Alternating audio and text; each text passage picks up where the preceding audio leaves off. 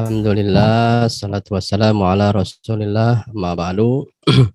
Yang sama-sama kita hormati para pimpinan, ya baik dari MA atau Sanawiyah gitu ya, di NF Boarding School, ya tepatnya di Anyer ya. Di sini yang bisa saya sebut, mungkin mohon maaf tidak bisa tersebut semua gitu ya, Ustadz Hasan ya, kemudian juga di sini ada Pak Edi juga ya, jadi ada bidang kesantrian maupun bidang kurikulum ya. Syukur alhamdulillah hari ini kita berkumpul ya, mudah-mudahan Allah berikan keberkahan dan niat lurus kita dalam belajar, sama-sama belajar ya. Karena salah satu moto hidup saya adalah belajar di mana saja, kapan saja, dan dari siapa saja ya. Termasuk saya hari ini juga mau belajar ya. Karena kalau saya diposisikan narasumber seolah-olah lebih banyak tahu, sebetulnya belajar langsung, kemudian juga berinteraksi langsung, kemudian juga banyak mengkaji juga ya, melakukan riset juga gitu ya. Mudah-mudahan hari ini bisa saya bagi, termasuk saya juga bisa dapat pengetahuan-pengetahuan lainnya dari para asatid semua ya. Ini apa yang harus dilakukan, sebetulnya langkah awal yang pertama. Ya, yang pertama, setelah kita mengetahui situasi remaja, ya latar belakang remaja gitu, karena itu menjadi based on apa yang akan kita lakukan. Itu penting banget pengetahuan itu ya. Jadi nggak langsung berupa tindakan saja, tapi pendekatannya gimana nih? Oke, yang pertama adalah memahami bersama permasalahannya secara konkret, jelas, terukur, berdasarkan kejadian yang dialami santri. Ya, jadi kata kunci dari saya itu memahami bersama permasalahan ini, bullying maupun pencurian. Berarti mendefinisikan kembali pemahaman ini bersama-sama. Nggak bisa nih satu kamar bilang bullying nih, ibaratnya wali asramanya, sebelahnya wali asrama bilang nggak bullying gitu. Jadi nggak sesederhana itu kita bilang gitu aja bully, atau bahkan sebaliknya, yang tadi bercandaan itu bullying gitu ya, buat sebelah itu nggak bullying. Nah, jadi ini sama-sama ya, karena kita ingin memberikan lingkungan yang positif, lingkungan yang mendukung nih buat para santri ya, apalagi usia-usia mereka remaja. Jadi dipahami kembali ya, disepakati kembali, termasuk misalkan ya, kalau fenomena di boarding tuh hal-hal yang simpel, dimulai dari yang simpel ya, apakah itu sendal, apakah itu buku pelajaran, apakah itu Al-Qur'an, apakah itu pulpen gitu ya, ngambil segala macam gitu ya, ngerasa nggak ini, itu bisa jadi benih-benih di mana menggerus nilai-nilai yang udah dibangun gitu. Jadi itu termasuk tuh konkret. Oh, kalau ngambil sendal apa gitu. Kadang-kadang nih ya, responnya jadi udah sih kayak hilang begitu aja gitu. Karena permasalahan pemikiran dan persepsi yang mempengaruhi persepsi dia dan perasaan itu nggak diselesaikan. Akhirnya ini yang menjadi sebuah, ini jadi ngadu gitu ya, ini jadi ngadu gitu, ini nggak ngadu segala macam gitu, karena permasalahan ini harus didudukan bersama-sama. Jadi kalau lah nanti ada momen gitu ya, jadi dipahami ya, yang ini bercanda, oh ngata-ngatain misalkan ya, usia remaja tuh ngatain orang tua itu seperti apa. Oh itu halnya bercanda atau udah parah, ngatain orang tua tapi begini. Nah itu karena memang sangat, kembali lagi sangat subjektif, tapi minimal kita punya persepsi yang sama ya, tidak menyepelekan begitu aja dibully, begitu aja dibully. Karena waktu zaman saya di pesantren gitu ya, belum ada istilah bullying sebetulnya ya. Dapat gak kalau sekarang ya kaitannya? Saya dapat waktu itu, persoalan fisik saya ya, sering banget saya di ini ya. Jadi kalau lah misalkan ya, saya dikatain seperti itu dan saya nyengir, berarti itu saya merasa itu candaan juga. Tapi kalau saat itu saya nggak nyengir, berarti udah lewat batas. Nah, berarti itu disepakati ya. Kemudian kesepakatan ini ya, jangan lupa sering disampaikan kepada para santri gitu ya. Nah, selain hal itu ya, kemudian ini juga udah sepakat nih kita bikin kategori ya. Kategori biru berarti itu ringan. Kalau lah ada anak datang, Ustadz, aku dibully Ustadz. Oh, diapain? Oke, gini. Nah, kita udah sama nih. Kadang anak gini nih, dia ngelapor gitu ya. Kemudian dia ngerasa kok nggak ditindak sih. Dia ngelapor lagi ke atas gitu ya. Atau dia ngelapor ke yang sebelah nih, kayaknya Ustadz itu lebih enak gitu. Dia lebih tahu gitu ya. Atau Ustadz ini, nah nanti seperti itu anak jadi kayak nggak dipimpong. Ya, berarti sama-sama nih. Oh ini biru. Berarti biru apa yang dilakukan oleh pelaku, korban maupun sekitarnya. Nah, itu kita sepakati bersama. Ya, kemudian bikin aturannya, ya. Kemudian ranahnya siapa nih yang nangani? Ya, apakah cukup misalkan cukup wali asrama urusannya udah di kamar ini aja sama yang apa namanya yang bersangkutan, ya. Kalaupun yang ringan butuh teman yang di sebelah ya karena wali asramanya lebih ngerti caranya, berarti boleh juga. Tapi setidaknya itu konkret gitu, ya. Kemudian yang kedua adalah kategorisasi yang kuning nih, sedang, ya. Apa nih bentuknya? Misalkan tadi dimulai dari perkataan yang kurang nyaman gitu ya. Perkataan kurang nyaman ini berarti kata-kata orang tua, sara dan sebagainya. Berarti nih seperti apa nih? Apa yang harus dilakukan? Kemudian ditambah tindakan apa yang akan diberikan. Sama SOP langkah-langkahnya gimana ya, termasuk apakah melibatkan kedua orang tua, ini di area kuning. Apakah cukup wali kelas ya, manajemen dan lain-lain, atau manajemen nggak usah, cukup wali kelas atau wali asrama aja karena misalkan mengancam apa prestasi akademisnya gitu. Itu sepakati.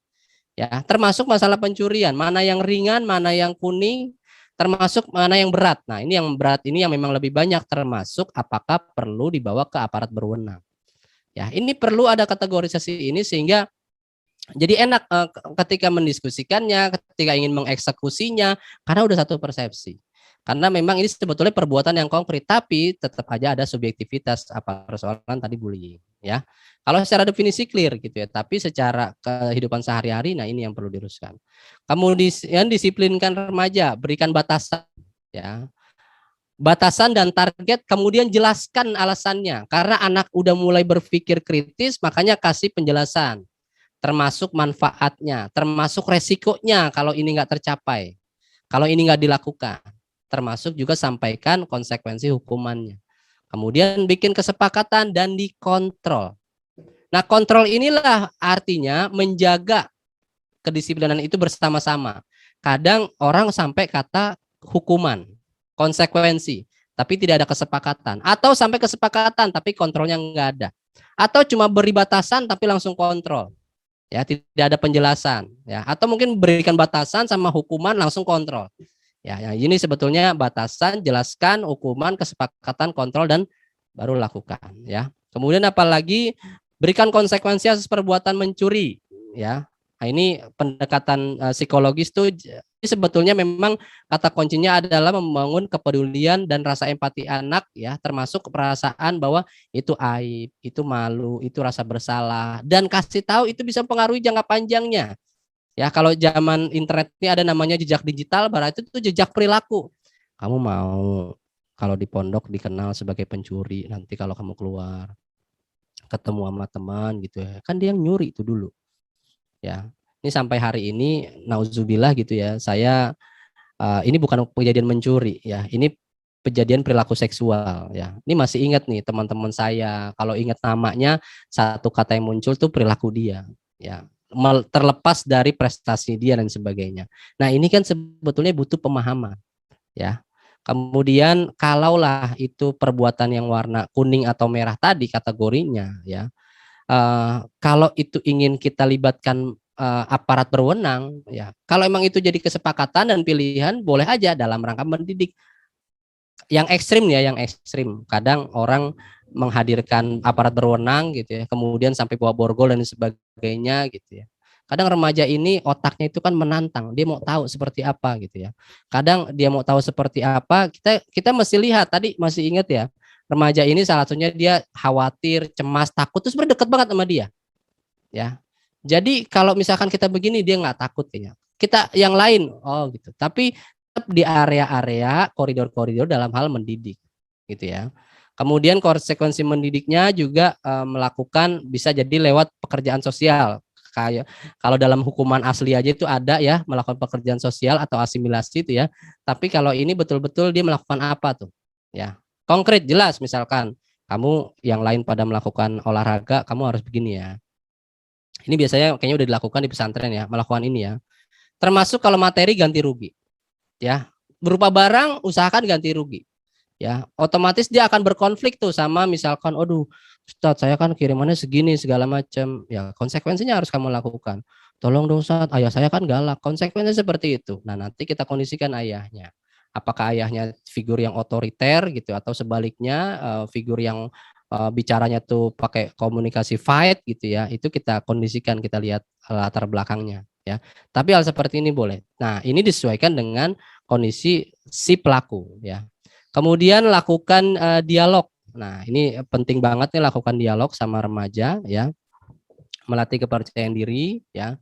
Karena dialog ini yang kadang kita lupakan sama usia ini. Karena dialog itulah yang membuat dia jadi paham. Kalau anak ini dikasih tahu, anak ini dikasih nasihat gitu ya.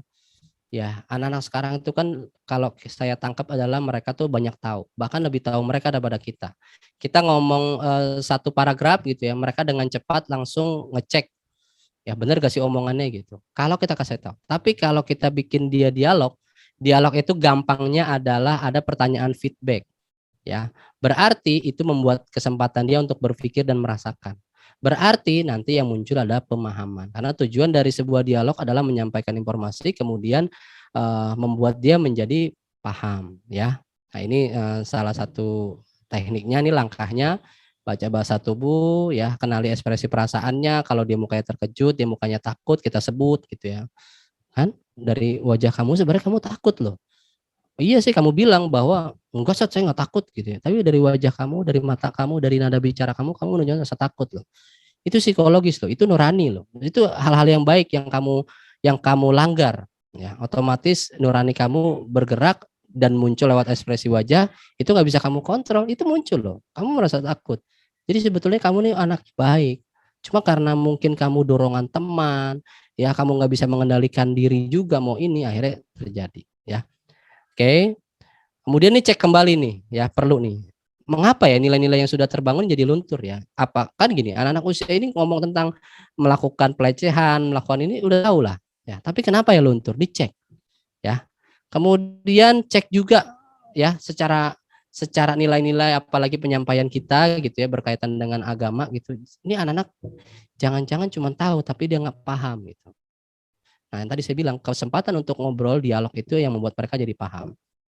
Kemudian cek juga, ada nggak sih dari kita yang pernah ngasih contoh? Nah, baik itu lisan maupun perbuatan. Kan nih anak remaja termasuk dia kritis, ini aja ngelakuin. Gitu ya. Itu kita cek. Ya, bisa jadi antar sama orang dewasa mempertontonkan di depan dia. Ya, sehingga dia ngerasa itu nggak ada masalah. Berarti kan ada faktor dari kita juga. Makanya kita cek. Kalau misalkan bercanda-bercanda seperti itu, layak kan di depan santri? Oh, berarti nggak layak. Oh, udah, areanya kita batasin. Ya, kemudian perkuat penanaman dan penerapan.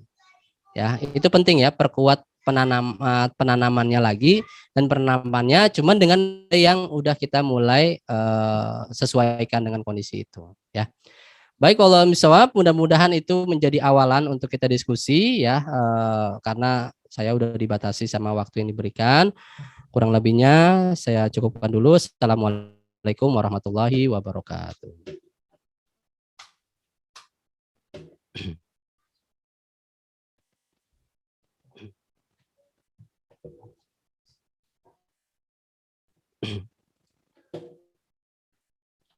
Sebentar Sat ya.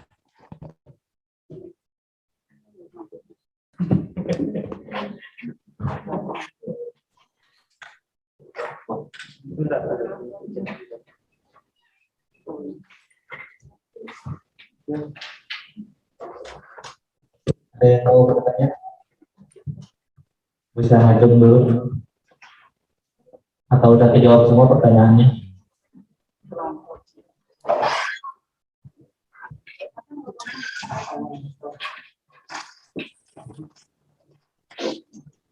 Silakan saudara yang punya pertanyaan bisa langsung angkat tangan. Silakan Ustaz Romi.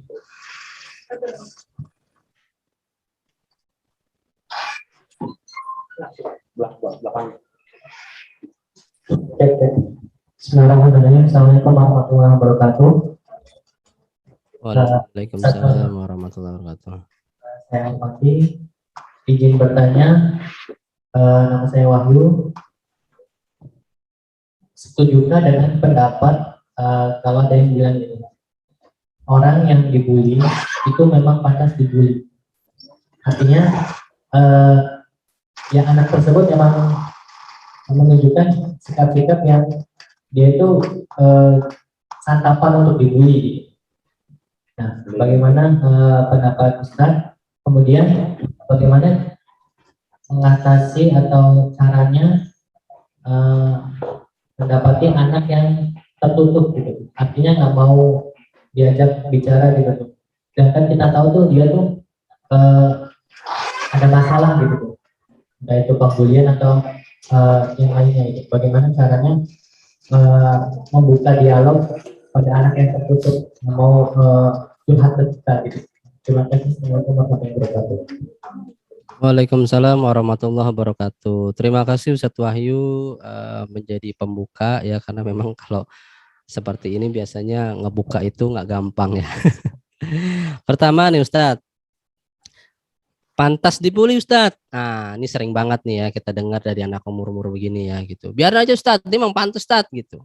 Ya, nah Ustadz, pertama gini, ada kata pantas ya, berarti ini kalau yang saya katakan tadi ya, merumuskan kembali pemahaman anak tentang bully atau tentang perilakunya. Berarti yang pertama nih Ustadz, memang kita ajak anak untuk berpikir kritis gini, sini nak. Dan ini nggak bisa Ustadz ngomongnya dengan cara sekelebat, nggak bisa. Kita harus berdialog, sini ngobrol. Dia habis ngebully misalkan ya, sini ngobrol gitu. Yang kamu maksud pantas itu apa? Iya saat dia soalnya sering ngatain orang.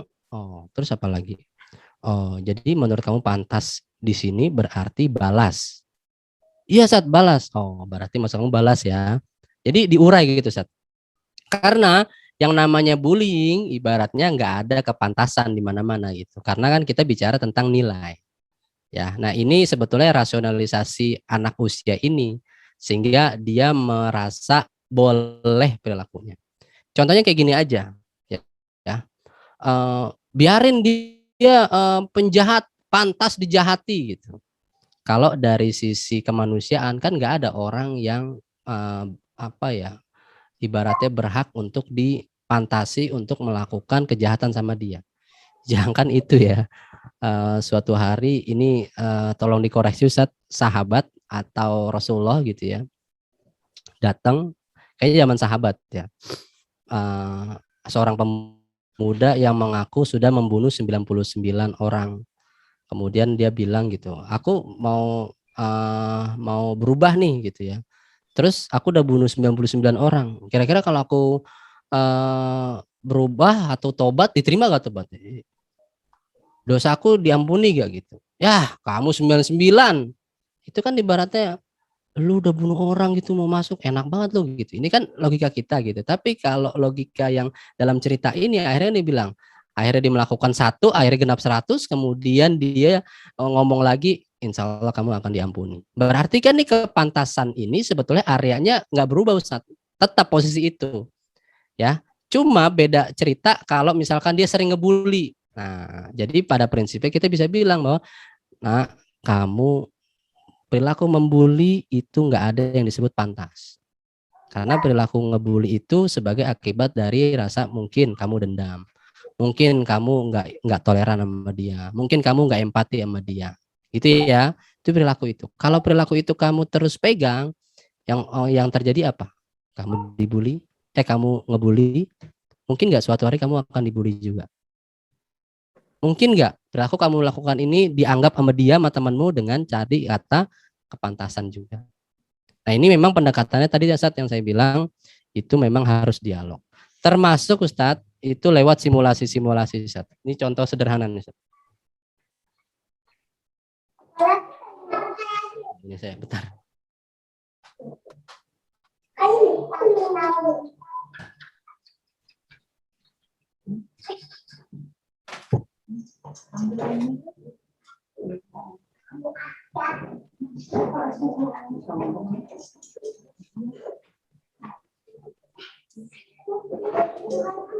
Ini Ustadz ya, saya biasanya pakai ini nih kalau sama anak remaja ya.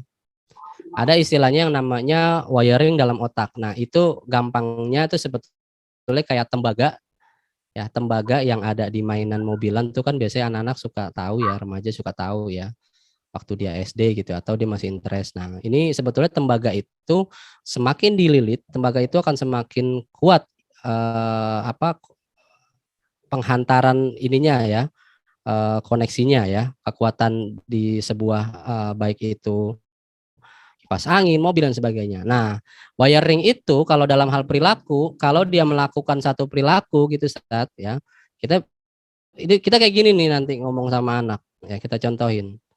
Kalau itu dilakukan berkali-kali, berarti itu akan membiasakan. Misalkan kamu ngomong sekali, dasar kamu ini itu, kamu bilang pantas kan? Oke.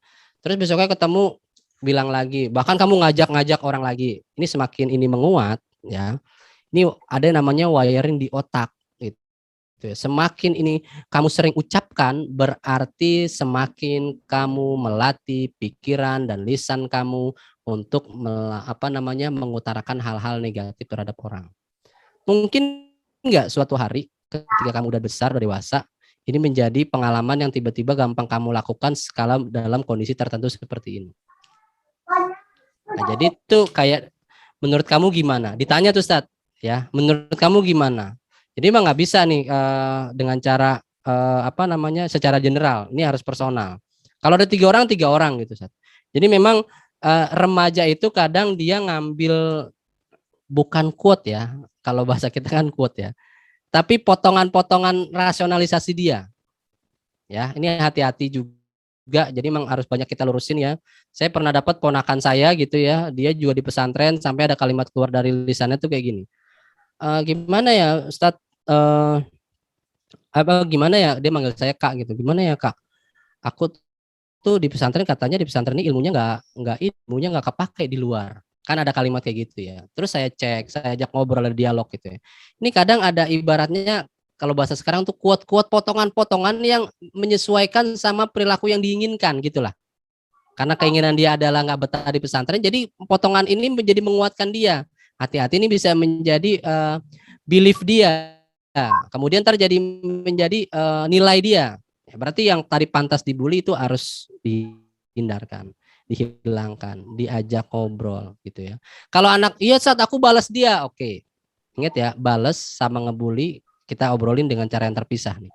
Nah, baru saat ngomongin masalah balas itu kita kaitkan dengan agama gitu. Rasulullah pernah nggak ya suatu ketika nggak usah orang normal, Rasulullah pernah nggak dikata-katain sama orang buta loh. Berarti kalau Rasulullah normal, dia orang buta, berarti peluang ngata-ngatain tuh ibarat orang superior, ibarat orang yang normal, itu kan yang paling peluang siapa? Harusnya kan Rasulullah, tapi Rasulullah kan nggak lakukan. Nah, itu sesuatu yang berbeda tuh Ustaz. Jadi, oh itu ngebalas, oh gitu. Oh, Rasulullah yang lakukan apa? Iya, Rasulullah melakukan kebaikan. Ya, sampai akhirnya apa? Rasulullah meninggal. Ya, kemudian diganti sama sahabat, kemudian sahabat menyuapi, kemudian dirasakan auranya, cara nyuapinnya berbeda, dia bukan, dan dia baru tahu bahwa yang selama ini orang yang dikatain ternyata Rasulullah, akhirnya masuk Islam. Nah, itu Ustaz yang sebetulnya kalau kita ambil potongan hadis tuh tahadu tahabu ya, gitu. Nah, jadi cara kamu membalas yang paling mantap itu adalah kamu kasih hadiah. Ya. Karena tadi Ustaz yang saya bilang namanya gema fisiologis. Nah, gema fisiologis tadi lah dia pernah diperlakukan, kemudian dia ingin membalas. Nah, seolah-olah dia jadi pelaku kan ya, gitu. Padahal dia kepikiran tuh gimana caranya nih ngebalas. Itu gema fisiologis yang ada di otaknya seperti itu gitu. Jadi makanya kenapa dalam Islam itu tahadu tahabu gitu ya. Jadi orang nggak usah mikirin lagi sesuatu yang negatif, ya udah lakukan yang positif, karena itu nanti terbangun yang namanya saling menghargai, orang jadi senang, terbukanya perasaan orang jadi peduli, suka, cinta, sayang gitu dan sebagainya ya. Kira-kira gitu Sat ya. Jadi ini PR memang yang harus dihilangkan ya, dan perlu kalau mantap lagi nih Ustadz sama-sama semuanya, apa nih rasionalisasi anak pantas dibully Ustadz, apalagi. Nah, itu jadi PR ya, karena memang kita lewat pendekatannya ibaratnya secara massal gitu ya. Kalau udah massal itu biasanya remind aja, ingetin. Oke, kemudian yang kedua, anak yang tertutup. Oke, sebetulnya dicek dulu nih Ustadz, anak yang tertutup apakah anak yang baru berapa lama atau udah cukup lama gitu Ustadz. Oke, kalau anak yang udah baru, orang yang baru, berarti kan dia penyesuaiannya ini butuh waktu ya. Kalau anak udah lama seperti ini berarti kita bisa ngecek juga apakah anak ini introvert atau ekstrovert. Nah, biasanya kayak gini identik dengan introvert ya. Sebetulnya kebutuhan anak introvert sama ekstrovert ada mirip-miripnya. Dia butuh dihargai gitu ya. Dia butuh ngobrol sama.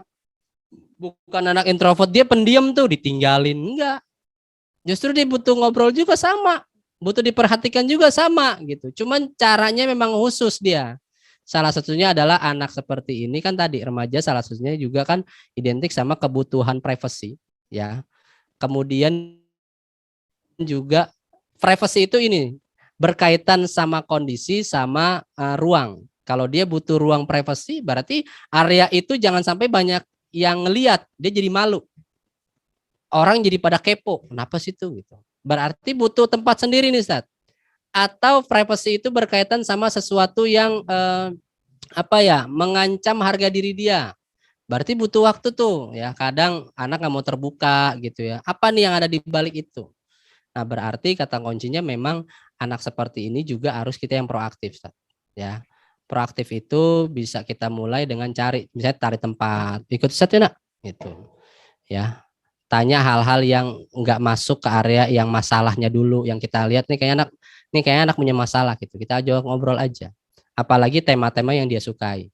Apakah itu tentang idola, apakah itu tentang grup kesukaan, apakah itu pelajaran kesukaan atau prestasi.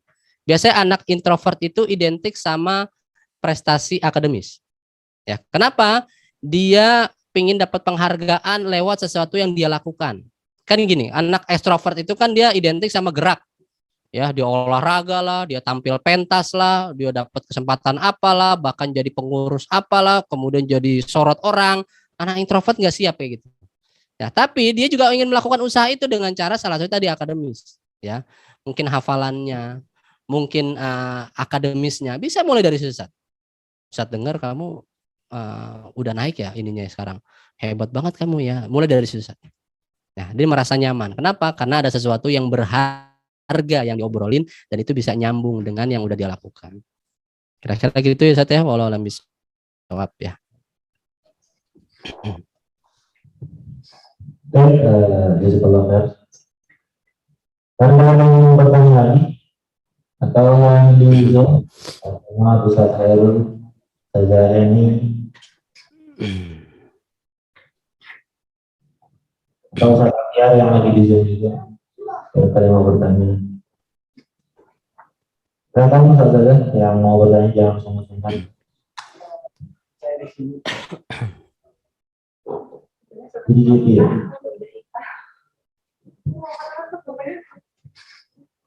Kalau senario yang mau bertanya ke senario atau mau ngopi dulu ke senario?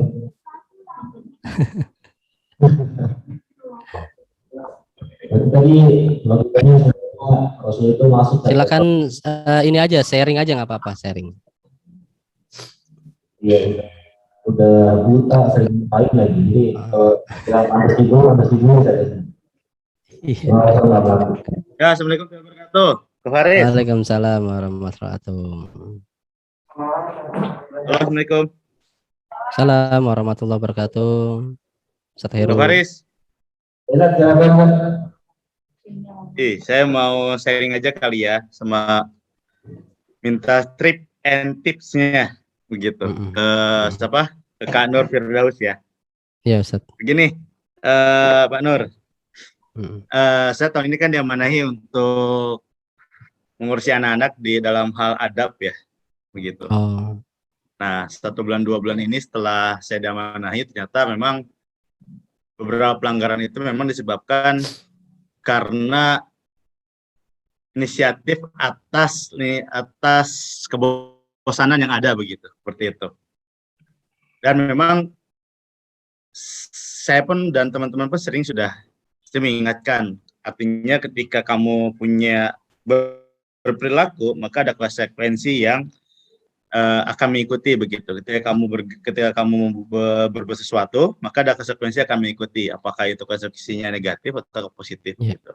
Memang itu pun sudah sering kita ucapkan ke anak, berpikirlah secara matang ketika kamu akan berperilaku begitu. Apakah ya negatif atau positif, sehingga kamu tahu harus ngapain begitu. Ya. Mudah-mudahan ketika seperti itu, ya tadi kontrolnya ada gitu, Ya, mudah-mudahan ya, ada kontrolnya. ya.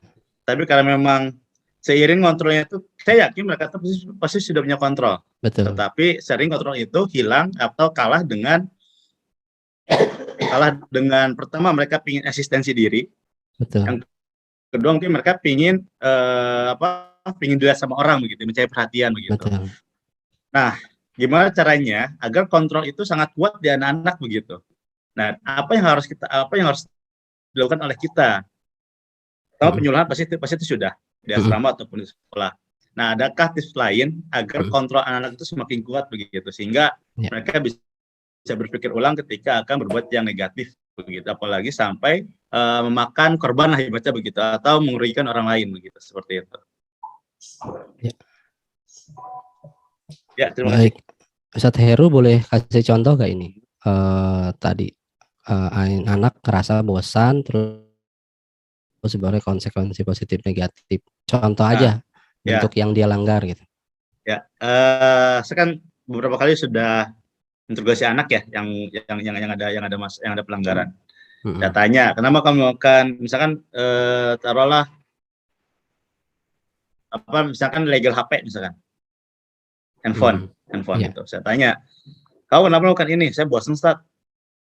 Di sini saya ingin ada kegiatan lain gitu. Oke. Bosannya di mana? Di asrama, di sekolah. Ya kalau sekolah mungkin ada banyak kegiatan karena memang ada walaupun hanya belajar, tapi kan orang yang berbeda. Tapi saya seringnya bosan di asrama katanya. Terus ya udah, saya akhirnya legal HP biar saya nggak bosan. Tapi kamu tahu kan, nggak salah, tahu gitu. Terus gimana? Ya dia bilang, ya tapi kau tahu konsekuensinya? Ya tahu, Ustaz, pasti akan begitu begitu. Tapi gimana, saya bosan begitu. Nah, kadang-kadang dia ngajak juga temennya juga untuk main, atau temennya juga ngelihat, tapi temennya nggak berani ngelaporin karena mungkin khawatir jadi masalah kali ya bagi dirinya, bagi yang ngelaporinnya begitu. Seperti itulah kasus-kasusnya. Iya, gitu. Ustaz. Jadi sebetulnya mereka bawa HP ngumpetin atau memang mereka keluar sewa HP gitu, Ustaz? Nggak, mereka bawa HP ngumpetin terus nggak dikumpulin lagi ketika hari pengumpulan begitu biasanya. Gitu. Ya, terima kasih syukron, Ustaz ya. Ya, baik. Ini contohnya kan agak konkret ya, jadinya saya kebayang gitu ya. Nah, sebetulnya gaya anak seperti ini, apalagi gaya laki, Ustaz ya. Kan dia mikirnya kan tak gitu ya. Nah, mikirnya tak ini kan emang nggak banyak ya pertimbangannya, Ustaz ya. Gitu. Misalkan tadi dia sebetulnya dari simulasi cerita yang Ustaz sampaikan tadi sebenarnya simple ya. Kamu melakukan ini bosen. Tahu konsekuensinya? Tahu, Ustaz. Tahu dia apain? Tahu. Terus nggak apa-apa. Gimana, Ustaz? Bosen gitu. Ya, jadi memang pertama nih, Ustaz, yang harus kita pertimbangkan adalah tujuannya mau ngapain nih. Ya. Apakah untuk bikin dia jerak, apakah untuk bikin dia ngedidik, apa bikin dia apa gitu. Karena memang dorongan psikologisnya kayak lebih kuat nih, apalagi persoalan HP ya. Tahu sendiri anak-anak sekarang ya gitu. dan apa ya, konsekuensi itu apakah nih Ustaz? Apakah itu konsekuensinya itu ada 3 misalkan ya, harus begini gitu, atau memang ada konsekuensi yang bisa disesuaikan sesuai dengan taraf yang sudah dilakukan gitu, Ustaz ya. Nah, kalau memang bisa disesuaikan berarti ibaratnya Ustadz bisa mencari kesepakatan tuh dengan para pengurus yang lain gitu ya. Bisa gak nih kita terapkan hukuman ini sesuai dengan konsekuensi dia? Bisa aja nih karena dia udah melakukannya udah lebih dari 3 gitu, Ustadz. Ya, berarti itu ada modifikasi konsekuensi yang diberikan ke dia. Itu satu. Yang kedua, tapi ingat tujuannya itu saat tadi. Yang kedua, memang yang sudah Ustadz lakukan tuh betul ya. Karena gini, ada orang yang anak melakukan gitu ya, akhirnya tanda kutip jadi kayak kong kalingkong. Ada misalkan gini. Udahlah, kamu kan tahu konsekuensinya, udah langsung kerjain. Itu kan nggak ada ini ya, nggak ada apa ya. Kan sebetulnya anak remaja salah satu belajar itu adalah the brief. Ya, the brief. Makanya Ustadz, ketika yang tadi saya bilang bisa gak nih disepakati lagi, ternyata anak ini ngelakukannya udah lebih dari 3 kali nih, disepakati lagi ya. Tujuan hukumannya apa nih? Misalkan dia tahu selama ini hukumannya paling dipajang, paling diginiin. Nah, sekarang nih agak dimodifikasi. Kamu sekarang ini sama ini. Kok beda, Ustadz? Nah iya, karena memang anak-anak ini kan sebetulnya otaknya tuh otak otak ini ya menantang ya gitu ya. Jadi ibaratnya kita challenge lagi gitu ya. Nah, kemudian Ustadz ya, itu yang kedua. Yang ketiga adalah bisa, kan kata kunci anak tadi bosen ya. Boleh gak sekarang kamu pikirin ya, pikirin 10 hal yang bisa kamu lakukan selain main HP ngilangin kebosanan. Coba dalam kondisi di pesantren. Coba. Apa Ustadz? Bikin tulisan itu. Ini kan sebetulnya kita memanfaatkan resource bahwa mereka tuh kan berpikir kritis Ustadz ya. Ya, mereka tuh salah satu berpikir kritis itu kan suka cari alasan. Nah, sekarang mereka mikir tuh, apa Ustadz? Coba dipikirin. Dipikirin, dirasain, kemudian kamu tulisin tuh. 1 apa, 2 apa. Karena gini Ustadz, emang persoalan kebosanan ini yang juga terjadi di rumah. Ya, anak bosan di rumah, yang diminta adalah orang tuanya. Bosan nih di rumah aja makanan ini aja bosen nih gitu. Kan sebenarnya mereka ini kan udah punya kapasitas berpikir ya, kapasitas merasa, kapasitas bahasa yang semakin berkembang gitu ya. Harusnya kebosanan itu bukan jatuhnya ke kita sebagai orang dewasa, tapi ke diri dia. Nah, sekarang kita challenge itu, apalagi kita mulai lewat yang namanya minat dan hobi dia. Ustadz kemarin lihat kamu melakukan ini gitu, itu nggak ada niat kamu kembangin gitu. Ya, itu sebenarnya bisa jadi loh, misalkan gitu, Ustadz. Termasuk salah satunya adalah difasilitasi. Gitu. Kalau misalnya boleh deh nanti Ustadz ngomong dulu sama pimpinan ini, kalau kamu ngerasa bosan kamu mau ini segala macam, kalau dibolehin silakan lah. Gitu ya. Termasuk Ustadz, termasuk. Ini alternatif aja Ustadz ya. Jadi ntar Ustadz tinggal ambil mana yang Ustadz bisa ambil gitu ya. Termasuk juga adalah orang yang bosan itu kan karena apa ya? Secara mental kan dia sebenarnya bosannya ya.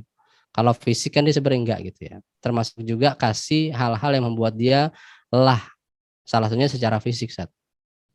Ya, jadi misalkan dia melakukan ini, konsekuensinya misalkan dia bantu apa gitu. Misalkan ya ada bagian dapur gitu ya. Makanya kan salah satunya adalah kerja sosial tadi ya. Kayak jadi suka-suka relawan lah gitu. Kamu bantu sana gitu ya. Ketika dia bantu gitu, Sat capek. Nah, itu konsekuensinya, silakan. Kalau orang udah ngerasa capek, ini saya belajar sama teman saya yang dia kecanduan game gitu ya.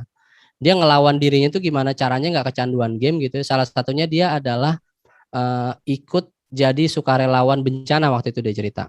Ya, ketika dia udah capek, udah lelah gitu ya, ada temennya nih, main game yuk, wah, udah capek ngantuk tidur lah, gitu. Nah itu salah satunya juga satu. Apalagi tadi kita tahu ya laki-laki itu secara massa otot juga besar gitu. Jadi itu kita manfaatin banget gitu. Jangan sampai mereka besar gitu ya, tapi massa ototnya nggak dimanfaatkan, apalagi tadi dialihkan bosannya itu dia malah parasit. Allah bisa kira-kira gitu Ustadz Heru ya. Mudah-mudahan bisa memberikan gambaran ya. Ya, terima kasih Kak Anis. Terima kasih. Ya sama-sama Ustadz. Baik, pertanyaan terakhir. Saudara yang mau bertanya. Silakan, udah angkat tangan. Dari konteks ahwat juga nggak apa-apa. Mungkin saya seperti apa?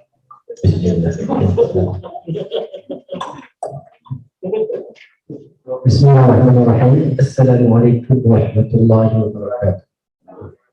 Waalaikumsalam warahmatullahi wabarakatuh. Nama saya Akhbar Muhammad Yunus, yang ada foto datang itu. Foto baju hitam itu.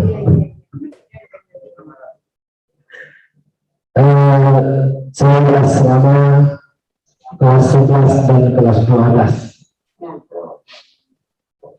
Kebetulan di asrama saya sebulan ini kasus paling banyak sebulan terakhir ini. Bahkan saya banyaknya di sini itu kalau ada kasus nanti kita dimasukkan ke grup, nama grupnya MAA, Majelis Al-Islah Al-Jamaah. Biasanya seminggu bisa keluar dari grup.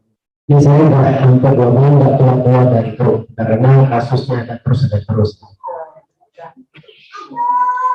Nah, yang ingin saya tanyakan, bukan pertanyaan, yang pertama sharing. Jadi ada yang saya catat itu ada sekitar, pertama itu kasus ngilek HP ya, ilegal. Yang kedua kasus kabur, kemudian kasus membawa tablet ke asrama yang ilegal, kemudian kasus kabur ke Tangerang. Jadi dari pesantren Serang kabur ke Tangerang dan sampai semalam dia balik lagi. Nah, di antara ada satu lagi lupa saya. Jadi ada dua kasus itu, ada satu anak yang setiap kasus itu ada dia gitu. Jadi dia lagi ini satu anak ini ya. Bahkan sekarang ini sebagian anak mulai sadar apa? Kayaknya selama ini saya salah bergaul gitu. Karena dia, jadi setiap kasus karena ada dia, sebagian anak itu melihat dia ini, wah ini penyakit gitu. Jadi pertanyaan saya untuk menghadapi anak seperti ini gimana nih? Jadi semua hukuman gitu ya sudah diberikan, nasihat dan segala macam diskusi kan. Terus juga ngomong sama orang lain pintar les gitu. Jadi kalau ditelepon, begitu telepon langsung dia ngomong assalamualaikum maaf ini aku ini salah lagi, aku melakukan pelanggaran lagi. Pintar orang ngomong pokoknya. Tanya saya bagaimana kita menghadapi anak seperti ini. Pertanyaan kedua, ada nggak sih kondisi tertentu yang membolehkan seorang pendidik main fisik, misalnya dipukul gitu kan, ya jenis pukulan macam-macam lah ya. Ada nggak sih kondisi yang jadi anak-anak tertentu itu ternyata kalau dipukul dia juga dan perlu gitu, jadi baik gitu, dan itu sangat juga gitu. Karena selama ini kita nggak pernah mukul kan, sekali pukul, kok jadi berubah jadi baik, nggak pernah melanggar lagi. Ada nggak sih seperti itu pertanyaan saya? Sekian dua pertanyaan. Assalamualaikum. Ya, Satu Yunus boleh diulang nggak pertanyaan kedua tadi, kondisi karena suara nggak pecah. Ada kondisi apa? Yang membuat kita boleh main fisik, misalnya dipukul anaknya gitu, dan hukumannya pukulan misalnya pukulan fisik. Karena yang pernah terjadi ya, si anak ini biasanya nggak pernah dipukul nih. Nasihatnya misalnya suruh nyapu, nyuci apa gitu. Tapi karena dia melanggar terus, mungkin ustadznya nggak tahan lagi, jadi dipukul sekali. Ternyata setelah itu jadi berubah. Itu dibenarkan atau tidak gitu? Atau mungkin kalau menurut Ustadz nih ada nggak sih kondisi seperti itu gitu, boleh main fisik? Gitu. Ya baik, terima kasih Ustadz Yunus ya. Ini saya mulai dulu dari pertanyaan yang terakhir ya.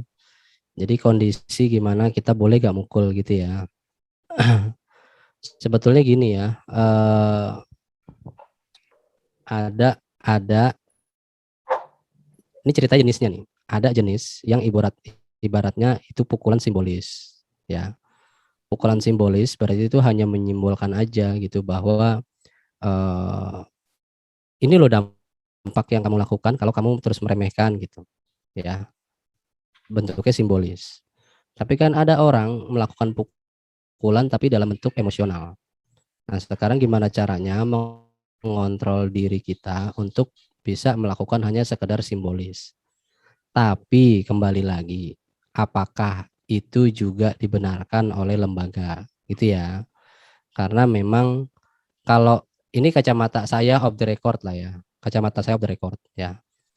Sebetulnya melakukan sesuatu lewat seperti itu di area tubuh tertentu yang memang tidak kita tahu di area itu nggak bakal gimana-gimana. Kita tahu bahwa kita melakukannya dalam kontrol yang tinggi. Kita tahu, makanya saya sebut tadi itu hanya sekedar simbolis. Tapi kan ada yang kemarin baru viral ya, kemudian dibawa ke polisi kalau nggak salah ya. Akhirnya kan melakukan berkali-kali. Ya, itu kan emosional. Nah, itu persoalannya sih. Tapi yang paling penting dari itu sebetulnya bukan pukulan simbolisnya ya, tapi lebih ke tujuannya mau ngapain nih, tujuannya mau apa nih ya, ke anak ini ya. Kadang remaja-remaja itu laki-laki khususnya biasanya dia ada suka apa ya, Ini saya kasih contoh aja nih. Saya punya, ini dalam konteks pengasuhannya. Saya punya anak ya. Anak saya mencuri. Ya. Lebih tepatnya sih ponakan saya. Waktu itu umurnya berapa ya? SMP kalau nggak salah. Ya, SMP. Itu udah yang keberapa ya kejadian sama saya? 2 apa 3 ya? Mencuri yang ada di rumah-rumah aja gitu, apalah gitu ya. Terus saya udah ngomong, saya kasih pemahaman, pengetahuan gitu ya. Oke, karena kamu udah 3 kali, maaf ya, Kak Daus melakukan dengan cara yang lain hari ini. Apa itu? Kamu akan Kak Daus pukul. Itu saya ngomong. Biasanya kan kadang orang mukul main hantem aja, jebrok gitu. Itu kan secara mental orang kaget gitu ya. Secara ini orang juga shock gitu ya. Nah, saya ngomong. Nah, saat itu yang saya lakukan adalah saya minta, sekarang tangan kamu angkat. Oke, angkat. Oke. Buka tangan kamu. Dia buka nih telapak tangannya. Saya itu pakai apa ya? Pakai penggaris besi apa ya? Ya. Saya pukul, jebret sekali. Nah, itu yang saya sebut tadi pukulan simbolis. Habis itu saya ajak ngobrol. Apa sih yang kamu rasain? Kalau misalkan B aja segala macam, maaf ya. Kak Daus melakukan ini dengan cara yang berbeda. Semata-mata untuk kamu. Agar kamu tahu ya, bahwa yang Kak Daus lakukan ini, udah melakukan ini tapi ini dengan cara yang berbeda. Agar kamu ingat. Ingat ya, ingat kan pukulan itu kan orang ingat tapi bukan trauma gitu. Oh ingat, oh ya saya dipukul ya kalau melakukan itu ya.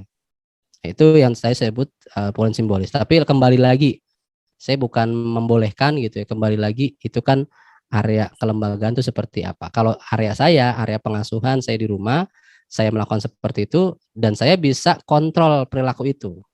Saya kontrol perilaku itu, saya kontrol dia dalam kesehariannya. Termasuk setelah saya tadi lakukan, saya minta maaf ya.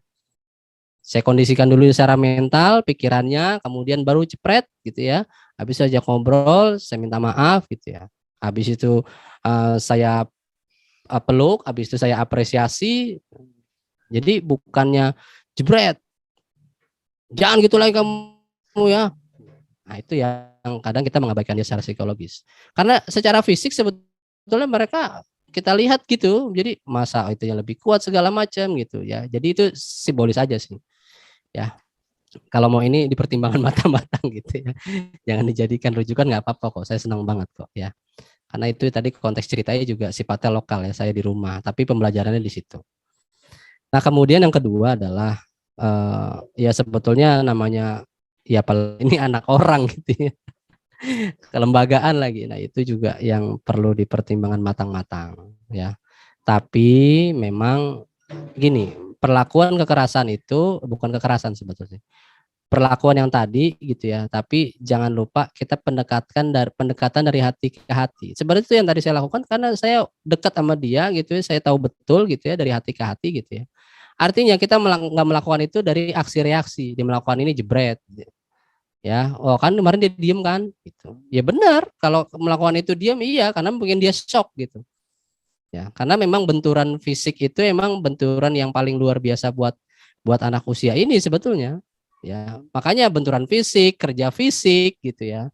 Itu yang bikin dia ini. Ada lagi orang pakai cara psikologis, dipermalukan segala macam gitu. Dicoba aja yang mana nih kayaknya dia yang paling tepat gitu ya. Tapi yang paling tepat, yang paling luar biasa adalah kita dari hati ke hati gitu ya, dan berproses memang untuk dia bisa berubah. Termasuk sama anak yang pintar ngeles ini tadi. Ya. Nah, kalau berkaitan dengan anak yang pintar ngeles ini berarti kalau lewat kita nggak bisa, kita butuh kerjasama sama yang lain. Ya. Kemudian tadi yang saya katakan secara secara kelompok, secara kesetaraan kita dengan pengurus yang lain, kesepakatan, diskusi ya kepada sesama teman gitu ya. Kira-kira apa yang bisa dilakukan gitu ya. Termasuk misalkan kita mau melibatkan, kayaknya jangan aku deh. Boleh gak kamu yang terlibat? Karena kebetulan banget nih dia ngajak teman kamar kamu. Dengan bukan dengan aku deh, dengan cara kamu coba. Ya. Nah gitu. Kita tetap memposisikan diri kita karena mungkin santri di kamar kita gitu ya. Kita jaga hubungan hatinya misalkan. Ya. Karena kita nggak tahu ya, anak-anak seperti ini dia milih konsekuensi negatif gitu ya. Sebetulnya ini arahnya konsep dirinya negatif gitu ya. Karena dia masa bodoh kan sebetulnya.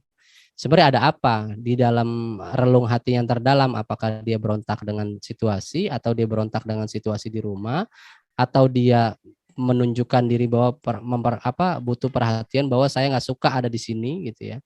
Berarti kan ini persoalannya bukan area kita gitu. Bisa jadi itu area orang tuanya jadinya. Gitu ya. Karena gini, dia kebal dipukulin gitu. Cuman bisa jadi itu areanya bukan area kita lagi, itu area rumahnya. Itu ya. Karena mungkin dia berontak akibat perilaku ayahnya, berontak akibat perilaku ibunya, cara ibunya mutusin dia ke sini dia nggak suka gitu. Ya, selain dengan tadi yang kata bosan segala macam. Nah, ini kalau muncul kayak gitu berarti memang nggak bisa dikerasin sebetulnya, tapi lebih ke lewat hati ya. Bahkan sampai kalau Ustadz bisa sampai membuat dia melihat dirinya kemudian dia menangis tuh sebetulnya udah kesentuh banget hatinya dia ya. Jadi memang nggak bisa pendekatan eksternal kali ya gitu. Jadi kira-kira gitu, Allahul miswab ya Ustadz Yunus, mudah-mudahan bisa memberikan pendapat ya atas sharingnya.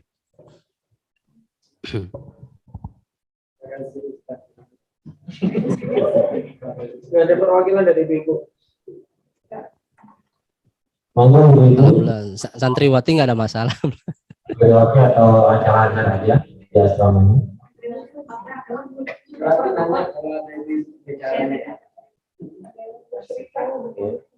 Silakan.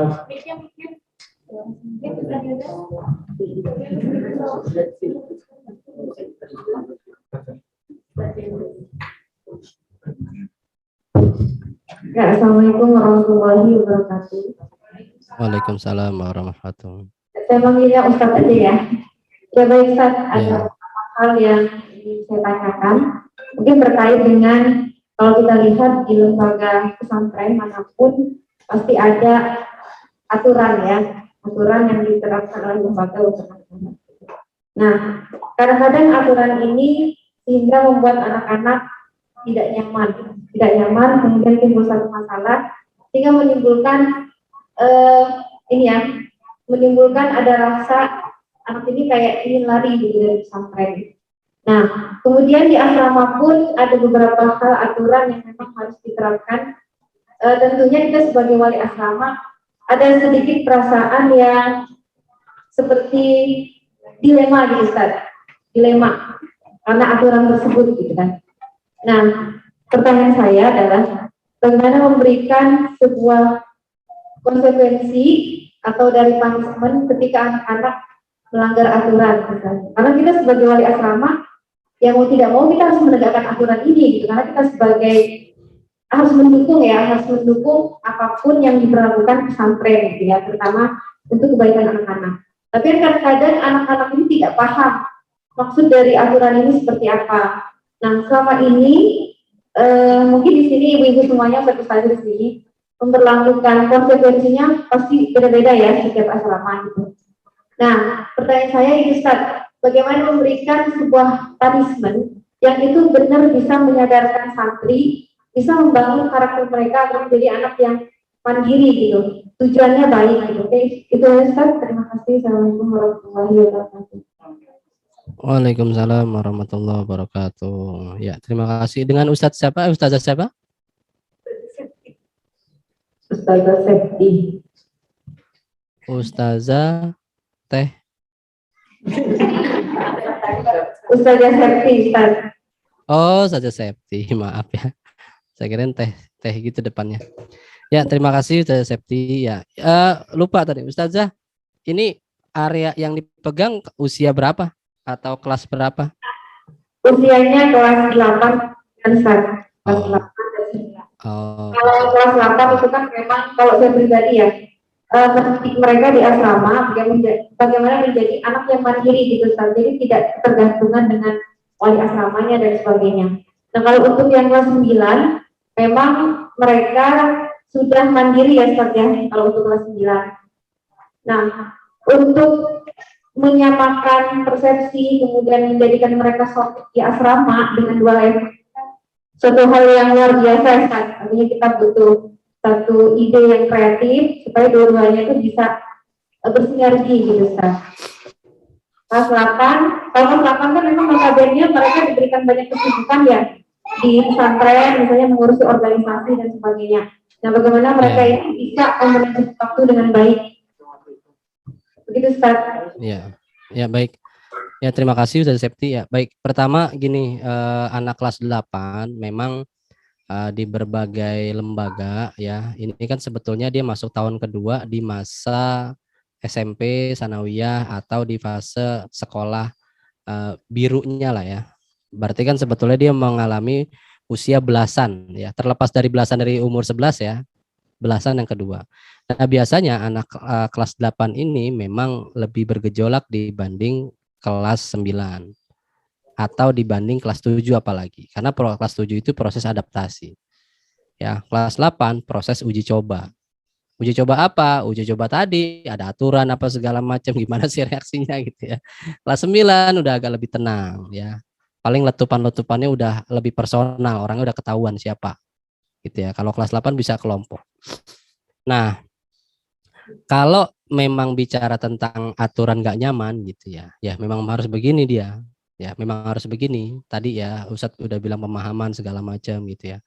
Jadi gini, aturan atau konsekuensi atau berupa punishment yang sudah ada gitu Ustadz ya. Dijalanin aja Ustadz gitu ya, Ustazah gitu ya. Dilihat mana yang ada hasilnya, yang nggak ada hasilnya jangan terlalu jadi fokuskan. Ya. Nah, kemudian ada gak pendekatan yang selama ini digunakan, dilakukan dengan cara membangun motivasi internalnya? Ya, misalkan bangun motivasi internalnya satu, ya di momen tertentu, ya di kamar itu, di momen tertentu, ya kita kasih waktu mereka untuk mendengarkan mungkin cerita-cerita dari kita, ya cerita-cerita yang membuat mereka terbangun gitu ya. Itu sebetulnya bisa tuh saja. Karena membangun motivasi internal itu adalah dia lewat cerita-cerita yang ibaratnya reflektif, dekat dengan dia, ya, dekat dengan situasi dia. Ya, Ustazah dekat dengan situasi, misalkan cari cerita yang berkaitan sama kesulitan hidup seseorang yang sukses, apakah itu pejuang Islam ya, ataukah yang dekat sama mereka, apakah idola mereka gitu ya. Cerita aja Ustazah, nggak usah berpikir apa-apa. Nanti mereka ngambil angle-angle yang mana tuh, yang sesuai dengan diri mereka. Ya, kalau memang mereka nyaman abis cerita disuruh bikin kesimpulan, alhamdulillah. Tapi kalau nggak bisa, nggak apa-apa. Minimal ada cerita yang mereka bisa dapatkan itu untuk bangun cerita, bangun motivasi internal. Karena memang cerita itulah metode yang paling dekat untuk mengajarkan orang gitu ya, yang nggak secara langsung. Orang kan jadi reflektif. Iya, dia beruntung banget ya dibanding saya segala macam. Gitu saat ya. Jadi lewat itu ya. Jadi maksud saya tuh gini, kalau dibilang punishment segala macam udah dilakukan, saya yakin pasti di boarding sana di NF apalagi gitu ya, udah well educated, saya yakin pasti sangat menjaga koridor-koridornya lah ya gitu ya. Jadi saya hanya menambahkan dari sisi itu, motivasi internalnya. Kemudian ya berkaitan sama kelas 8, kelas 9 udah matang gitu. Bisa gak dipakai pendekatan pertemanan itu misalkan? Bisa gak anak kelas 9 ya dan kelas 8, saya nggak tahu di sana kayak mau macam ada angkatan-angkatan gak sih gitu. Kalau emang cair gitu nggak ada gitu ya, ya angkatan-angkatan aja Kak namanya, tapi nggak diperkuat-kuat juga gitu kan. Ada tuh di pesantren-pesantren tertentu tuh yang angkatan ini, kemudian mereka saling berlomba gitu. Nah kalau sifatnya cair Ustaz, ya itu sebetulnya kita bisa manfaatkan resource dari kelas 9. Dia misalkan jumlahnya ada 60, anak kelas 9-nya ada berapa, ibaratnya tuh kalau wali asrama udah ada wakil wali asrama, kemudian ada asisten dari wali asrama itu. Siapa? Ya tadi kita memanfaatkan peer group mereka. Berarti kelas 9 bisa kita libatkan untuk kita percayakan kepada temannya. Ya, gimana caranya ya? Berarti dengan ini kan sebetulnya anak-anak perempuan tuh lebih harmonis ya sebetulnya, dan salah satunya kebutuhan curhat ya gitu.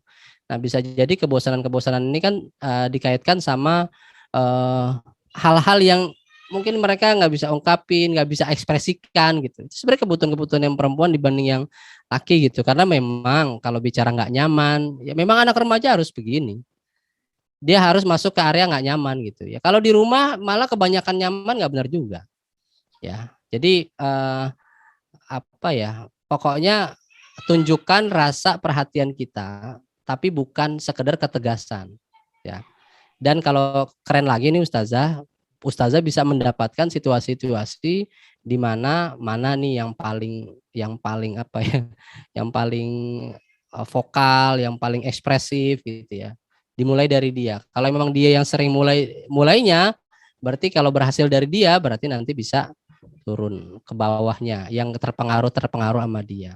Karena yang saya kaitkan tadi tentang yang namanya konformitas itu gitu ya, ketika dia lingkungannya merubah gitu ya, otomatis kan dia kalau nggak menyesuaikan ya dia pindah ke lingkungan gitu, mau nggak mau dia menyesuaikan atau dia pindah dalam arti gini Ustazah, apakah pindah kamar segala macam gitu. Ini kan kalau dalam konteks bagaimana anak-anak seperti ini gitu ya, dia merasakan harmonisasi yang ada di kamarnya. Makanya tadi usulnya adalah gunakan aja manfaat peer groupnya, temannya gitu. Kira-kira gitu Ustazah ya. Kalau masalah konsekuensi punishment gitu ya, itu sangat eksternal gitu ya. Saya yakin pasti di sana juga sudah punya koridor yang tepat gitu ya. Saya lebih ke arah internalnya nih. Anak-anak usia ini jarang disentuh internalnya. Kita nggak tahu dia pulang ke rumah tiba-tiba orang tuanya, kamu di pesantren kan begini-begini, kok di rumah begini-begini gitu. Emang anak usia begini kan lagi gejolaknya gitu ya, yang pengenalan dirinya nggak utuh gitu ya, tiba-tiba dia menunjukkan ekspresi-ekspresi yang gimana gitu. Jadi emang pendekatan lebih ke internal sih Ustazah. Ya, wallahu a'lam bishawab. Mudah-mudahan bisa menjawab Ustazah Septi.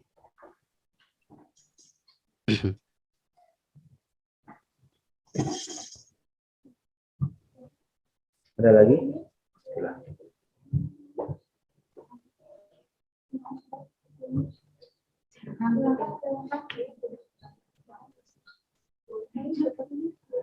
Baik, Ustaz ya. Jika tidak ada yang ingin ditanyakan lagi, kita tutup saja. Namun sebelumnya saya ucapkan terima kasih banyak kepada Kak Daus, yang sudah bersedia sharing dan berbagi ilmunya dengan kita. Semoga apa yang barusan Kak Daus sampaikan bisa sangat bermanfaat untuk kita dan sangat membantu kita untuk mengatasi masalah-masalah santri di asrama maupun di sekolah dan di pesantren ini. Sekali lagi kami ucapkan juga melakukan kehadiran pada Daus. Ustaz, selanjutnya kita tutup saja acara kita pada hari ini dengan ucapan hamdalah bersama-sama. Alhamdulillahirobbilalamin. Kemudian dan doa kafaratul majlis. Subhanallahumma wa bihamdika asyhadu an la ilaha illa anta astaghfiruka wa atubu ilaik. Saya selaku MC dan moderator mohon undur diri dan mohon maaf jika ada kesalahan. Assalamualaikum warahmatullahi wabarakatuh. Waalaikumsalam warahmatullahi wabarakatuh. Terima kasih ya Ustazah. Mohon maaf ada hal-hal yang kurang berkenan. Assalamualaikum warahmatullahi wabarakatuh. Terima kasih Pak Edi.